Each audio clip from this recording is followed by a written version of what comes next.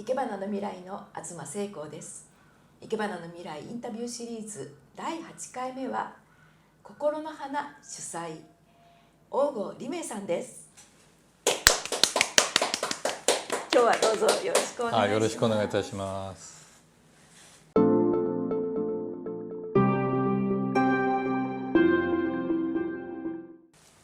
大郷先生、はい、本日は駒込の先生のねお教室の方にお邪魔させていただきまして、はい、どうもありがとうございます。本当ここ窓を開けると陸義園という立地 で、はい、本当に江戸の二大庭園で小石川後楽園と陸義園のその本当にもうなんかすぐそばっていうか隣にあるというやっぱりそれって生家を生ける雰囲気でそういう感じにしたんですか？そうですね。そういうロケーションというか、僕なりに言えば、なんていうのかな、塀のそば危ない橋を渡るようなそういうところですね。ギリギリのどっちへ転ぶかわからないっていうか。わからなくてそれで、はいはい、こちらの方に、はい、先生は、ですね、2021年11月に渦中にてという展覧会、いけばな展を、上花輪歴史館、ご本家の高梨家さんの、邸宅のところで重文化財になってると思うんですけど。なるほど。公益財団法人高梨本家上花輪歴史館の国指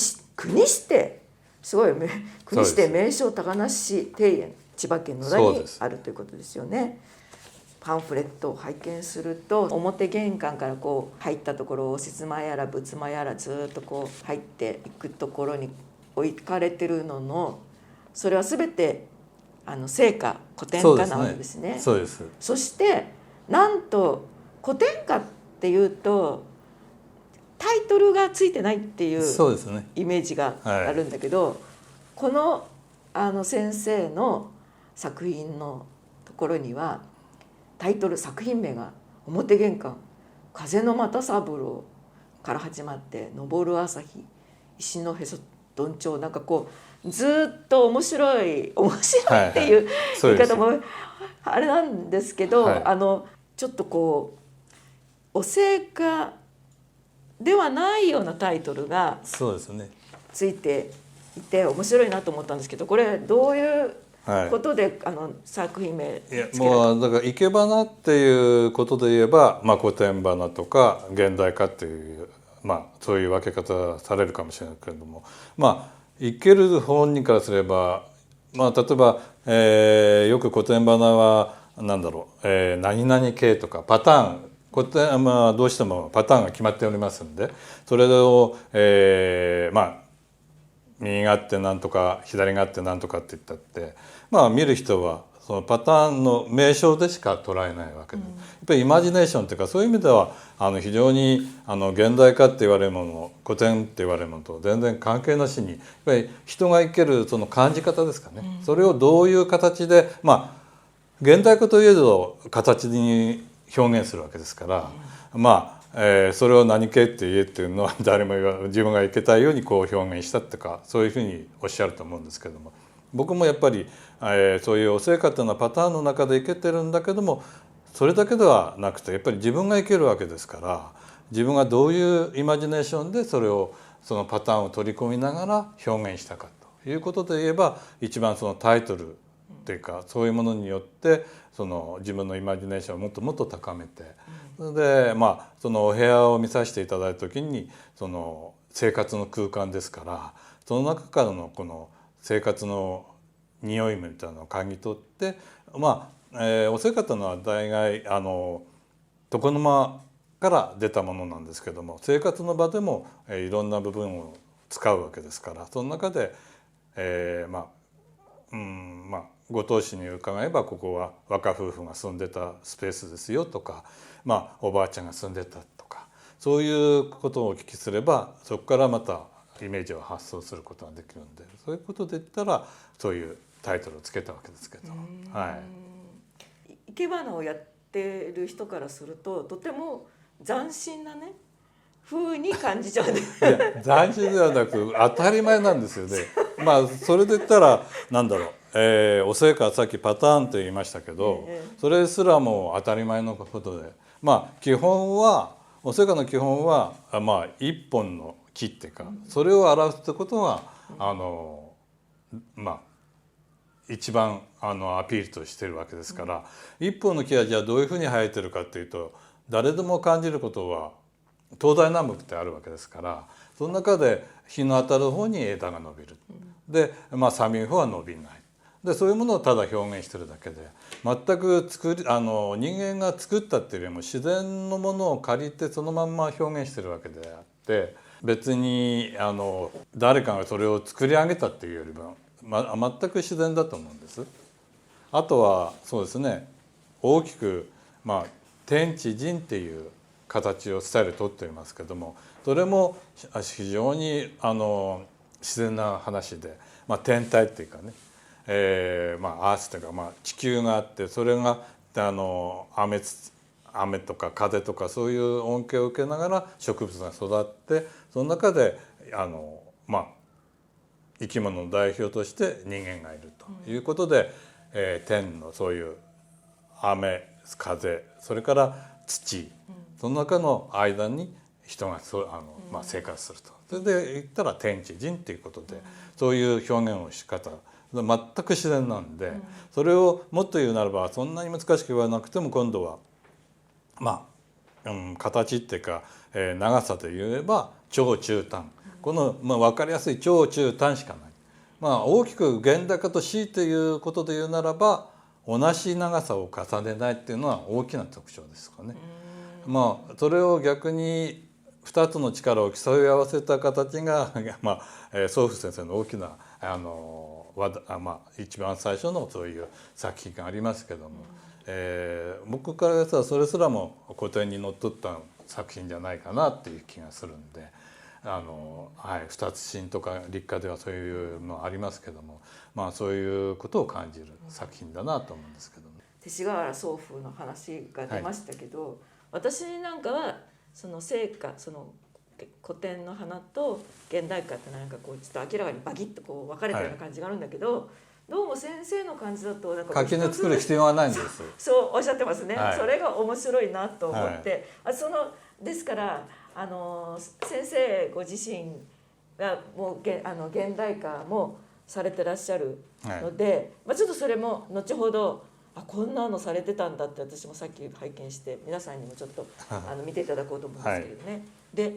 先生といえばまず、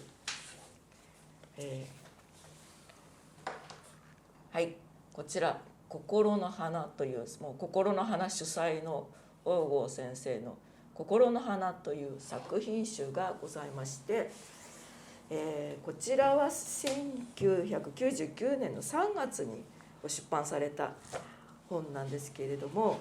私これをも拝見しましてね、先ほどのタイトルがあったんですが、後ろの方にね作品展描っていうのがあって作品展描、これがね面白かったっていう。そうですねそれをちょっとねこの本ってすごいなって思ったのは、多分それはこの先生の初めにっていうところに、はい、いっぱいいろいろ書いてあって、私この全てを今日全部喋っちゃう話しちゃうと思うんですけど、はい、最後のところにですね、これが今を生きる自分が聖歌のバトンランナーとして記録を残すことにしました。この本が聖歌を美しいと思う人たちへの何らかの発信になることを願い、同時に自分の新しい出発点にもなることと信じていますって書いてあるように、はい、この、バトンランナー的にですね、先生の、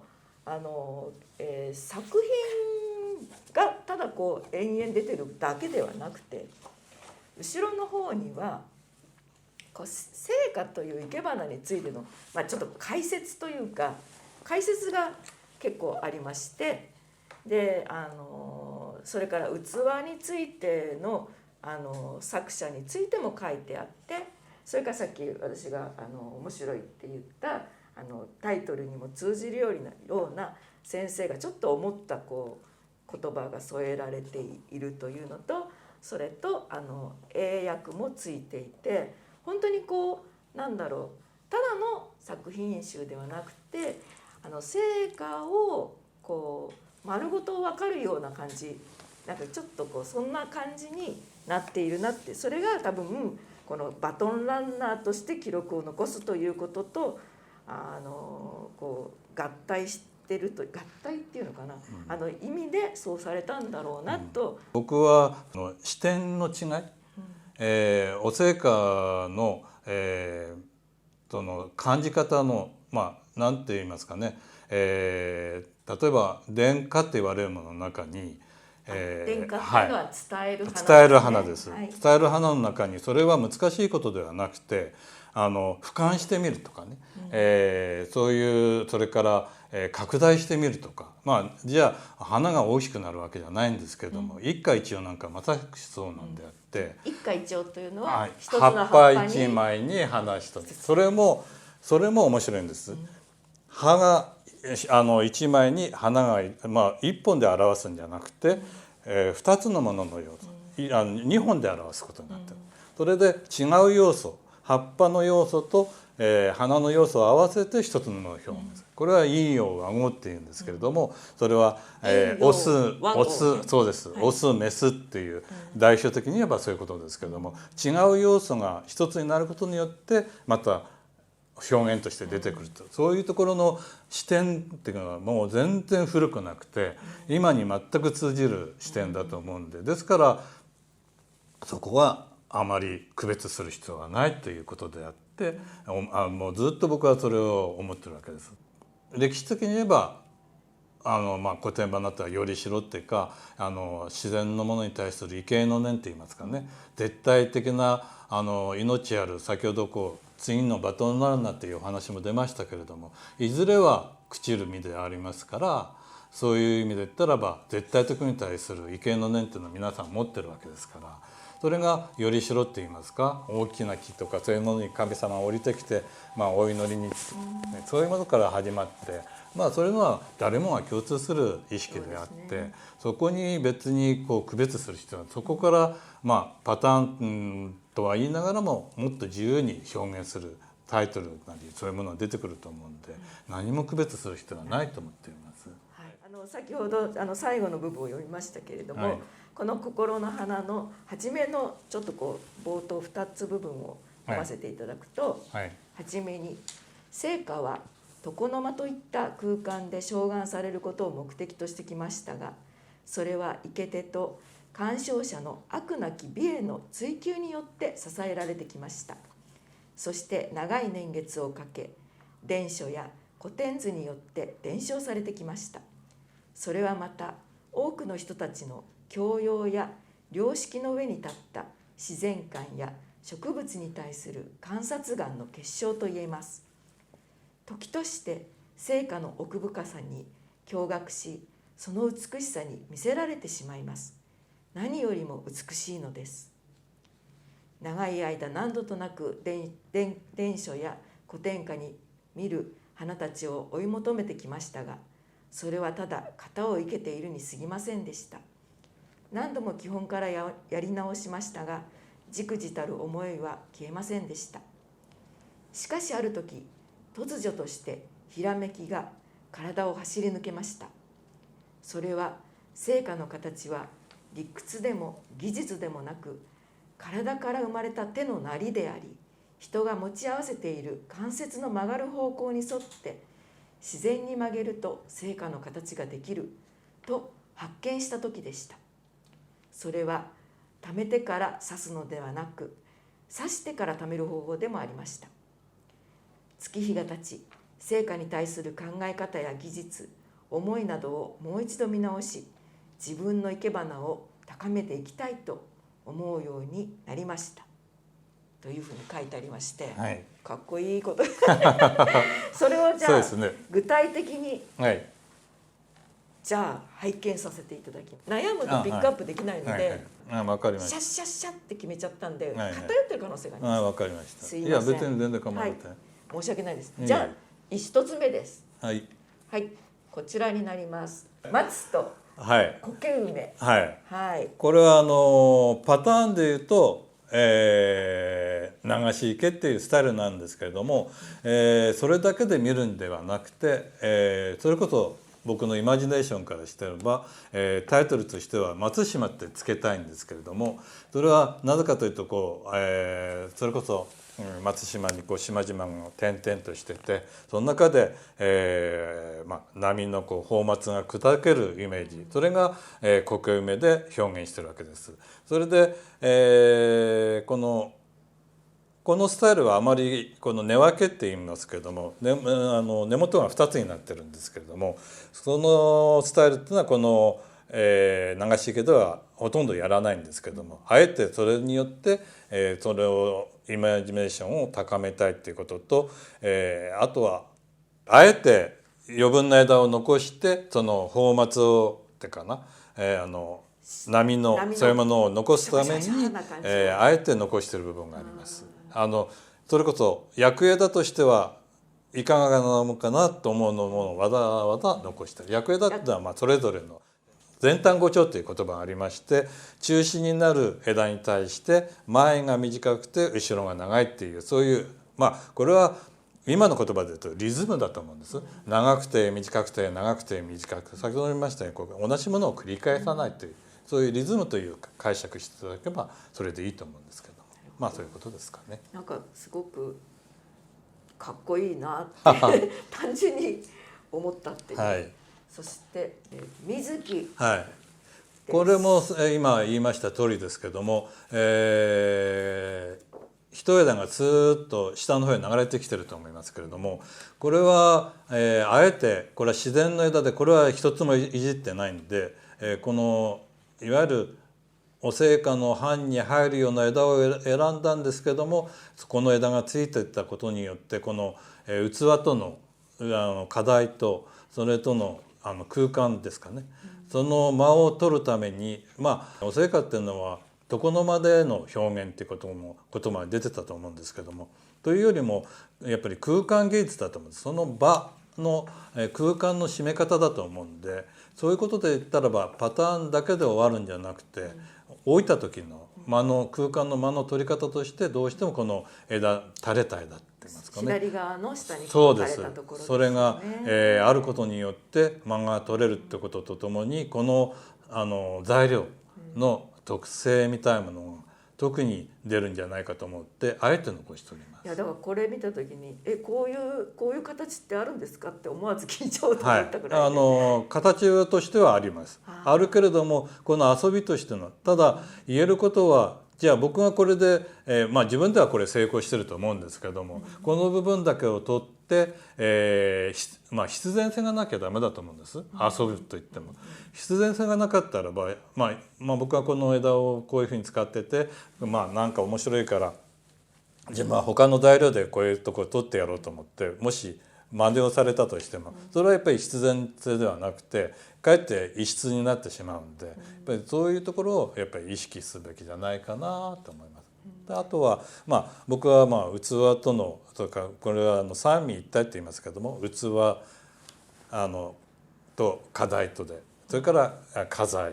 それを三位一体っていうか3つがね一緒になって一つの作品となるという、お互いを、立て合うっていうか、そういう意味で言ったら水木ってこともありまして、言葉であやじゃないですけども、この器は恋の、可能性ですけども、それで、いかにもデコラティブじゃなくて兵士型って言いますか、そういう兵士型の壺の中にっていうか上に恋2匹を表現して、そこに目のとこだけ金象眼でちょっとしてあるんですけど、それが とても粋で、そういう精神性みたいなものを自分もそこから取って、それも作品の中に取り込みながら、またそれから課題もこれ普通の塗りではなくて種塗り、種塗りですね。で種塗りで、これ全部足もはめ込み式なんで外れるんですけども、そういういわゆる職人って言われる方たちのそういう、見えないところに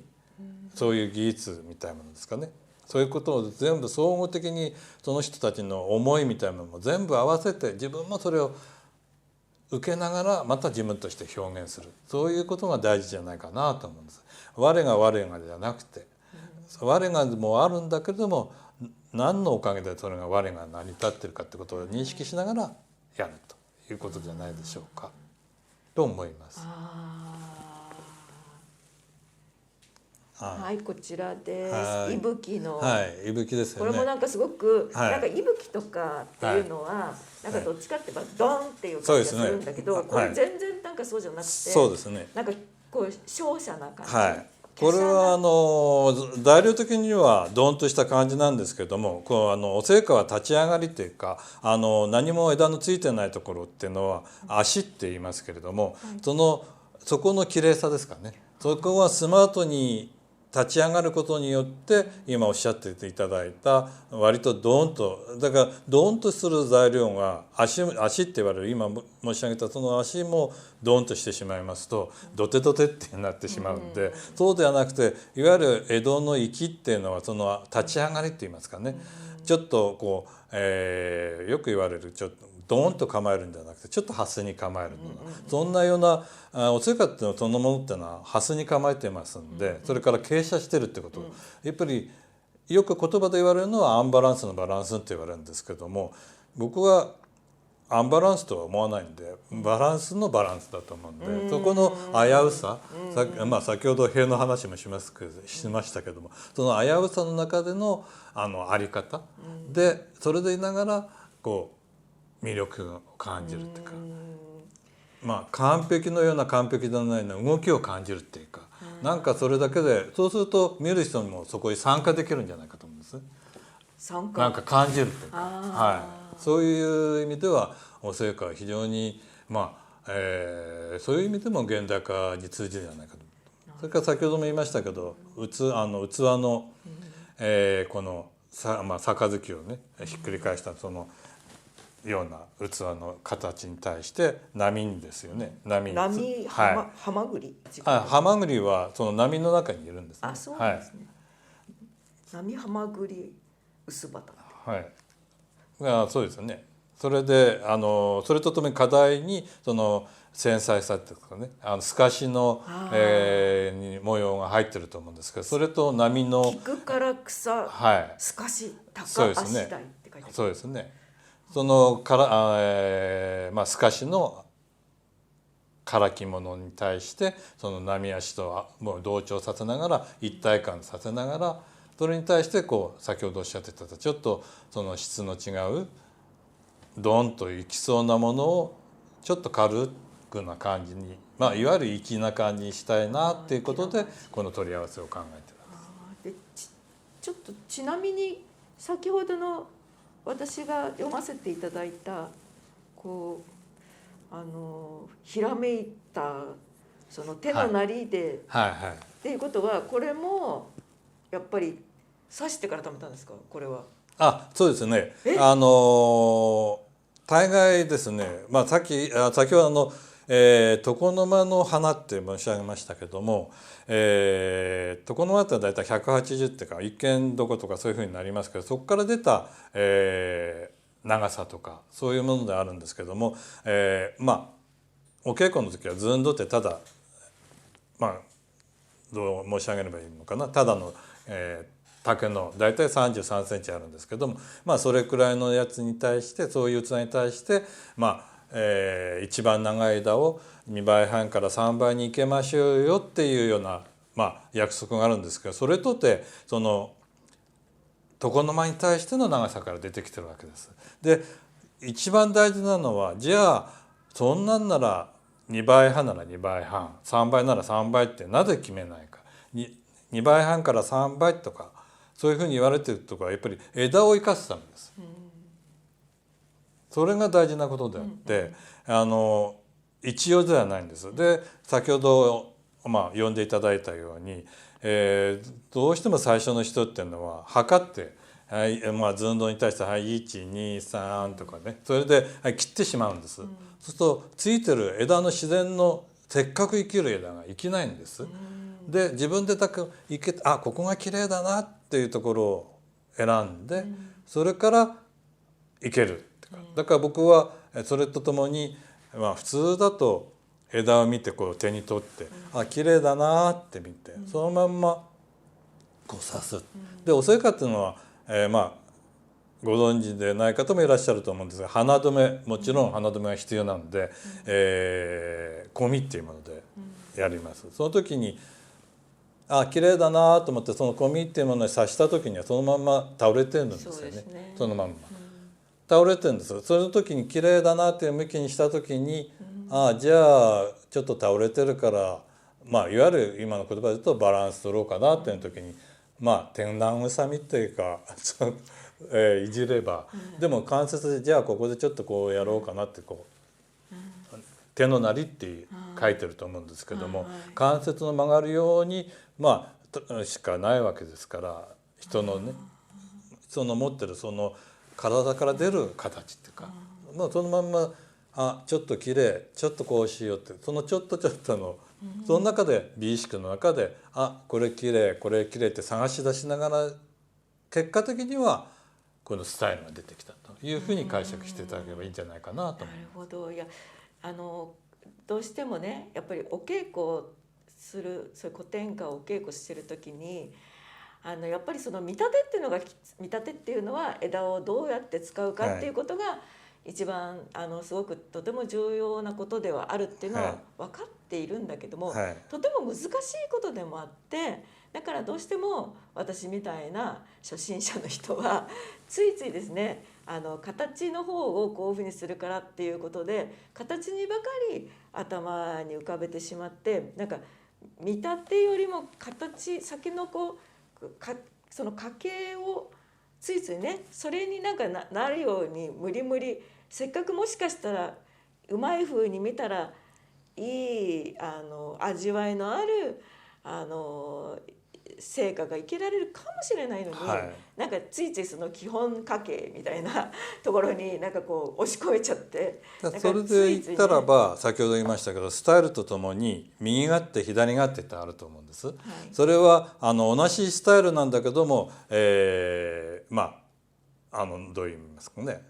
裏表みたいな感じですけれども、やっぱりそれもなぜあるかというと、やっぱり今おっしゃったことで言うならば、なんとなくパターンで見ていくんだけど、その時でもやっぱり右に向いた方がいい枝、左向いた、やっぱり見る目が大事です。それからあとは先ほど申し上げましたように、一本の木を表すわけですから、一番太いものを中で課題が何本かあるとすれば、さっきも言いましたように東西南北を表すとすれば中央で1本、それから東西南北ですから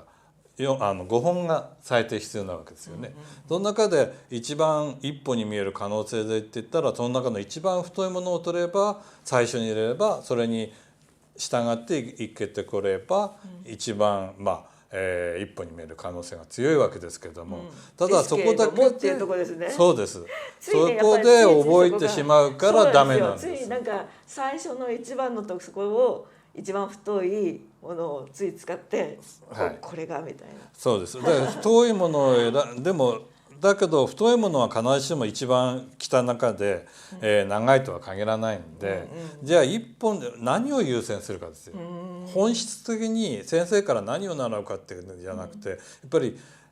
何を本質的に、一本は本質的に取らなきゃいけないから、枝物っていうのはこれ着物ですよね。そういうものがいける場合は芯からっていうか一番太いものからいけるとは言われ、その一番長いものですね。さっき長中短って言いましたけども、一番長いものからいけるっていうふうに教えてしまうもんですから、その一本と忘れちゃって、でもその次の枝もんがそれよりも太かったらば、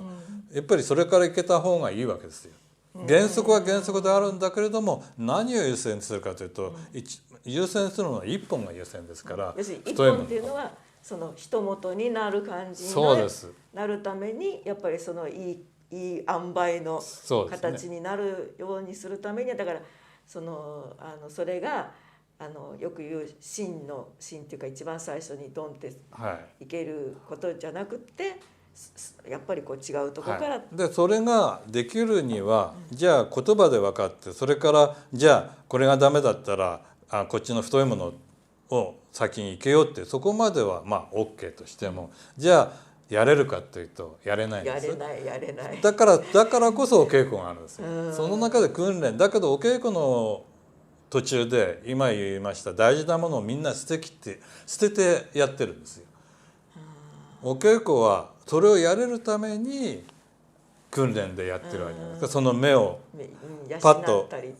これがダメだったらこっちで行こうじゃないか、太いものを先に行くようじゃないかとか、それをやれるためにパッとこう臨機応変にこうなるようにお稽古をやってるわけ。それが今度はパターンだけでもがんじがらめになって、今度はその柔軟性を全部変えてしまって、先生がそう言われたからこれじゃなきゃダメなのよって、これちょっと変だわよねってことばっかし、そればっかし言っちゃう。そうじゃないですよ。本質をそのためのお稽古だと、そこを履き違えるからそういうことになってしまう。まあ僕は生意気言わせていただければ、お稽古はね利口な人じゃないと流行らないんですよ。それからそういう研ぎ澄ませたこうイマジネーションとか、そういう長さとか、それも全部体につけてしまって、それからもう一度吐き出すっていうか、一回消化してその中から出す。そのためにはお稽古がやれば一番、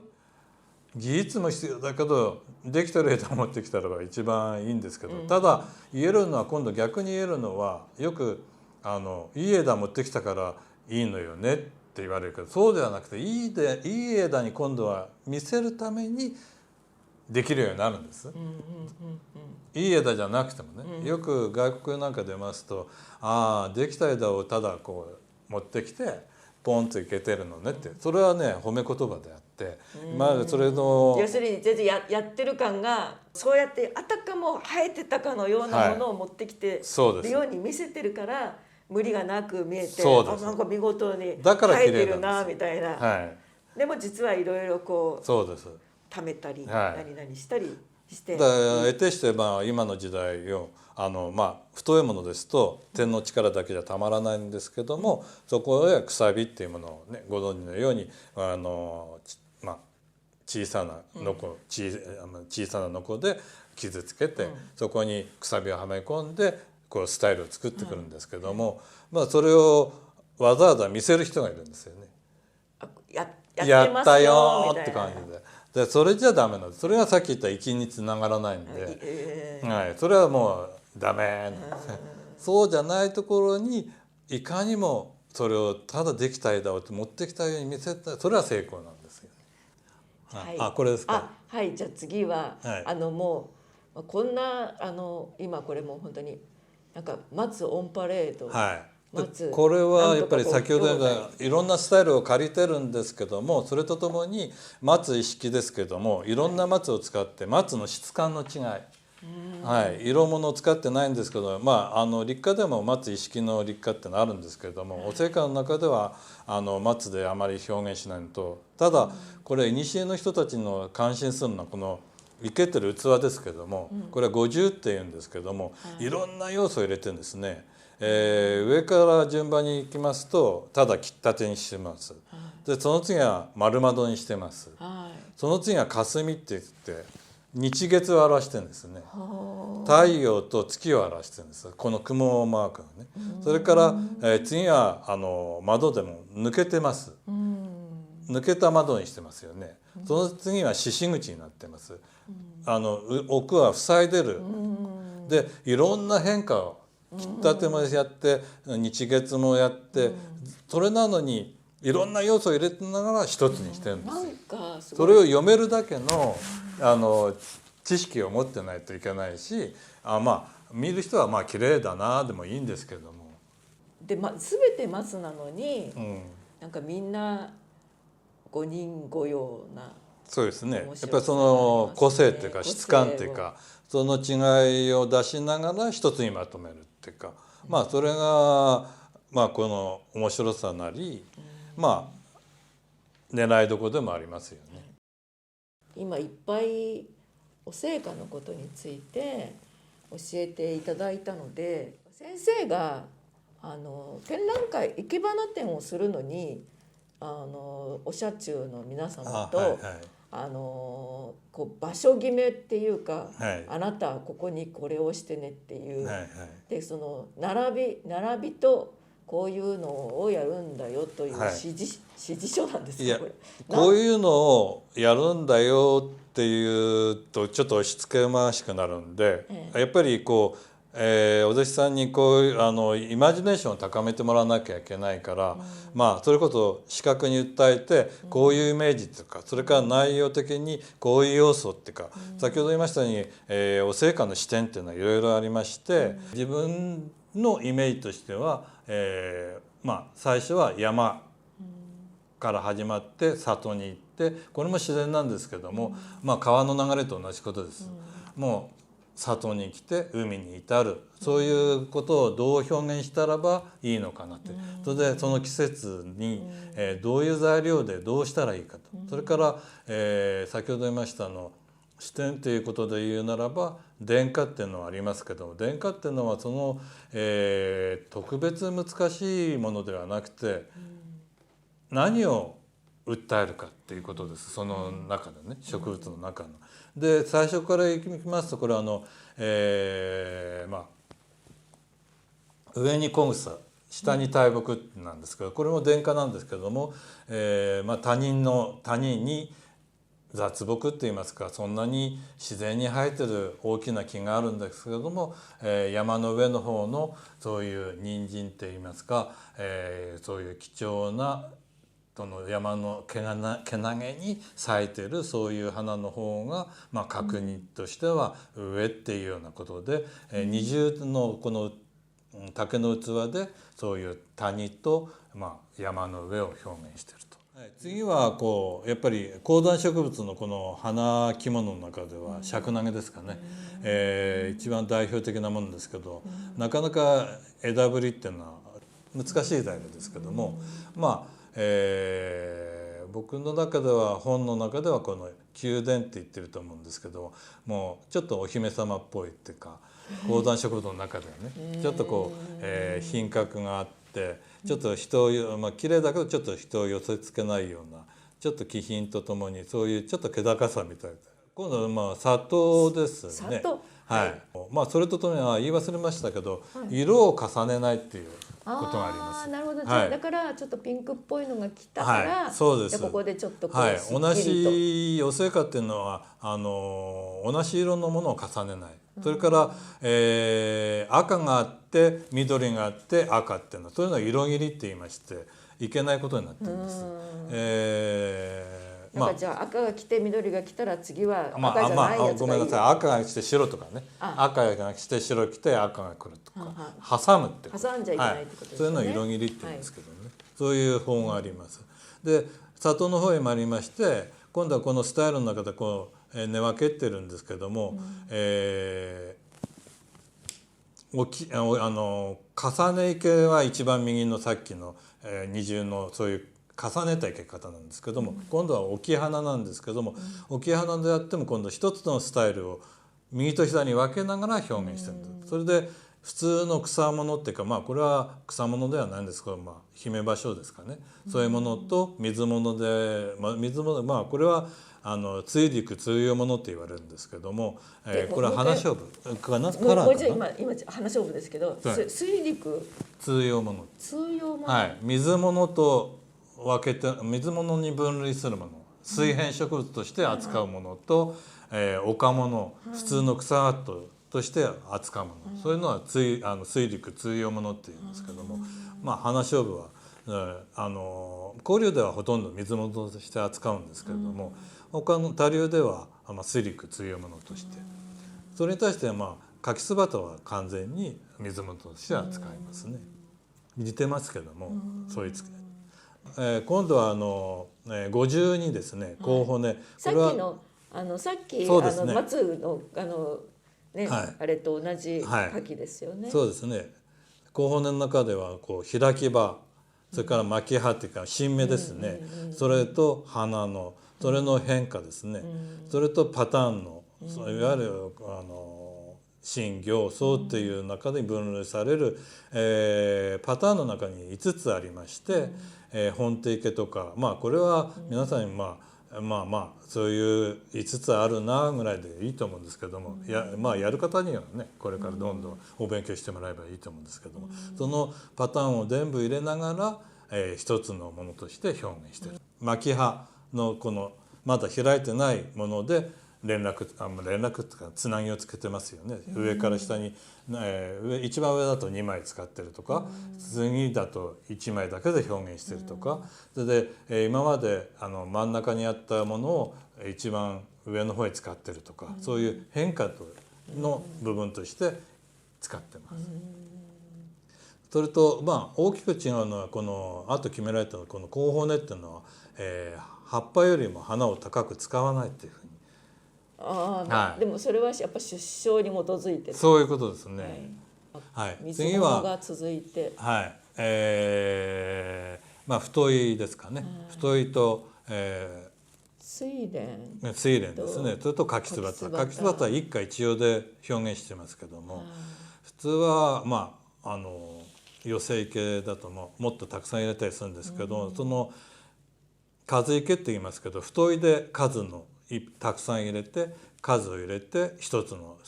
全体といってば長中短でしかないんです。3本の繰り返しですから、大きく見れば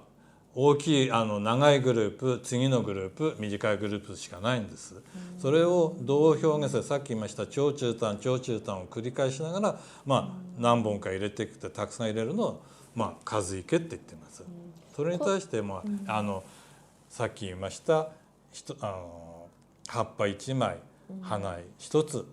2つ合わせて1つのものを表現している。これは一花一葉のそういう要素を入れて。次これはこれは青い消しと、この掛花は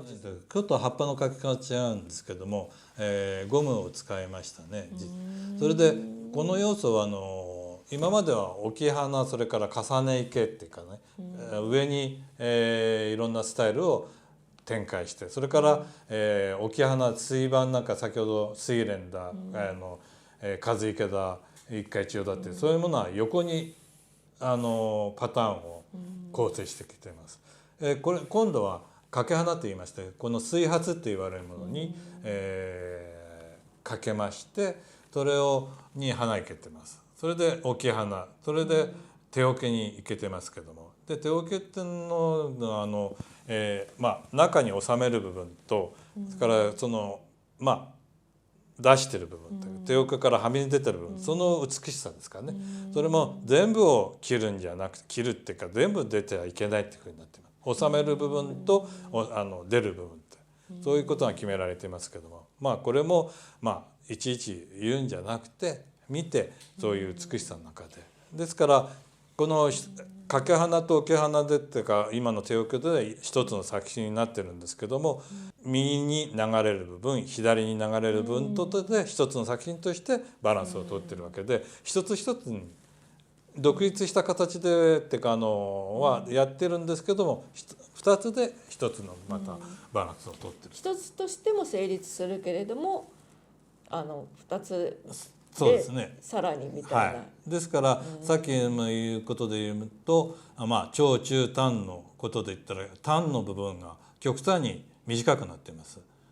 それはこれを短の部分をもう少しずつ長くすると2つの置けなくなっちゃいますよね。そういうことです。置けなくなるというよりもお互いが競いやりすぎて2つので1つの作品にならないんです。出来上がりしすぎちゃって、もうそれで完成ってことになってしまうんで、その未完成の中でまた2つ寄せることによって間を取るっていうことになります。今度は釣り花になりますね。掛花に対して今度空間に、ですからお生花っていう器も含めまして、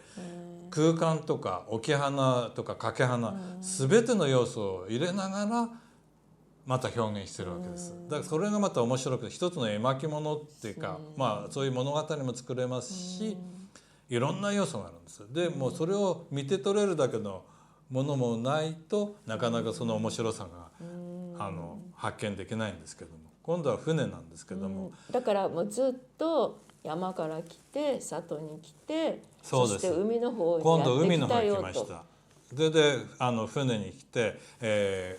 まあ上の方へ釣ってるんですけど、今赤い花をやってるんですけど、これ普通はですね、これ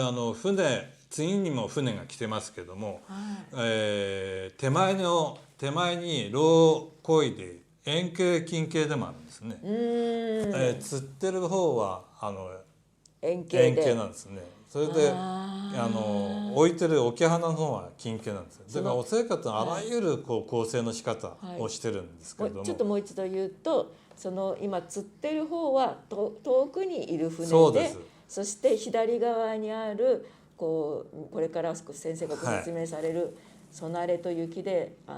船に入れてあるものが手前の景色として見えていると。で今言おうとしてたのは、そんな風に見える。今言おうとしてたのは、普通は、遠くの船っていうか、船っていうのは赤いものっていうのは嫌いますよね。赤いっていうのは日を表すとかそういうことがあるんで、穂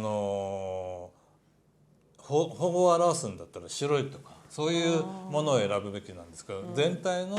この流れの中で色を重ねないとか、そういうことで言ってたまたまそういうふうにしてますけども、本来この船そのものとしての表現、そういうのは三蔵舟っていうんですけど、円形近景中景を表す三蔵舟の生け方っていうのもあるんですけども、今はその中の円形とそれから近景を表してるんですけども、それと船っていうのは舳先がありまして、舳先の方が進む方向です。先端の方ですから、今の生け花はこれから行ってくるよっていう感じですね。そうですね。どっちかというとそうですね。それは今日の在り方とかそれかとともに、全体の構成としてどういう量感なりそういうものを表すかってことになります。作品本位になってくると思うんですけど、あまり日を意識してないですけどね。全体としては山からずっとだんだん里になってきて、大河になって水を海に流れ込んでいくということですね。なんか結構比較的お話伺ってると淡々としたその景色を描いているの描くというよりもなんかそれを立体で植物で表しているっていう、そういうなんかそういう感じですね。そうですね。まさしくそれで表して絵を描くかのようにそれが立体的に流れていく。そうですね。自分の中に絵を描く描かないじゃなくて、自然観の中でこの全体としての、大行に言うなら山があって、そこからずっともっともっと大きな単位で、自然そのものはガーッと押し寄せてきながら、もうなんだろう、その中に生きる人間がもういてっていうような里があって、それで流れていく感じですかね。そうですよね。でなんかただ自然を表しているわけじゃなくて、例えば手桶であるとか船であるっていうのは人間の道具であるから、そういうのが入ってるってことは、人間も一つ植物とともに風景の一つになっていて、一緒に地球の中で営んでいく、なんか時が悠々と流れていく感じが今分かりました。だからそれともう一つ言いたいのはたまたま今の僕がこういう表現の仕方してますけども、これを受け継いできたわけですけども、この今大河っていう言葉を出しましたけども、失礼ですけど、家元制度があって、これはもちろん何々理由っていう形がありますけど、この中には大きくね、多くの人たちがそれを流れとして受け継いできてるわけですよ。一人じゃなくて二人じゃなくて、もう何人も何万人の人たちがそれを大きく川として捉えながら、こういうスタイルをずっとその中でやっぱり流れとして今今日まで来てるということで捉えてもらった方がいいかなと思います。一人じゃないです。一人じゃなくて、僕の習った先生ももう本当に立派な先生で、もう工夫をするっていうか、さっき言いましたこれがダメだったらこれでいこう、その本質を捉えるってこと、そういうことを教えてくれた先生だと思う。それはもう本当にそういう先生に恵まれないと僕はすごくラッキーだったなと思います。なるほど。いやなんかこのさっきの今を生きる自分が聖火のバトンランナーとしてっていう話のたくさんのバトンをみんなが一つ一つ持ってて走っていってまた次にっていう、そうずっともう昔からずっとそのバトンがたくさんのバトンがあってみんなが一つ一つ持って、そしてまたどんどんでもたくさんのバトンがあるのは確かかもしれないけども、やっぱり流派っていうのはあるわけですから、その中で私どもはバトンなんだけれども、この色だよっていう何色っていうかはっきりはしないんだけど、でもはっきりあるんじゃないでしょうかね。そうじゃないと流派っていうのはおかしいわけで意味がないわけです。むしろ今の現代の方がその旗色っていうのかバトンの色をはっきりさせてないんじゃないでしょうか。そうですよねどちらかというとね。いや、なんか特に現代歌とかになれば、ちょっと先生と現代歌と聖歌を一緒に考えてらっしゃる先生はあれかもしれないけど、なんだろうやっぱ個人っていうのをすごく考えるから、そうですね。だからやっぱり面々と続いている何かを次にっていうところもあるけれど、それよりも何か個人の表現を非常に強く出そうとするので、それはすなわち流派なんて関係ないって話になるじゃないですか。いやそんなことはないですよ。個人って言ったって何の上に成り立ってるかってことを考える。それはね。それは絵を描くにしたってパレットの色を持ってなきゃいけないわけですね。それからキャンバスとかそのものを持ってなきゃいけないし、何にもないそこにかけていったら何かを持ってるわけですから、その裏付けみたいなものは何なのかっていうものをね、もっとやっぱりはっきりさせるべきだって思うんだけど、さっき三位一体っていう言葉を言ったと思うんですけども、そこを忘れてしまって自分だけで成り立ってるような感じになってしまってるんじゃないかと思う、今はね。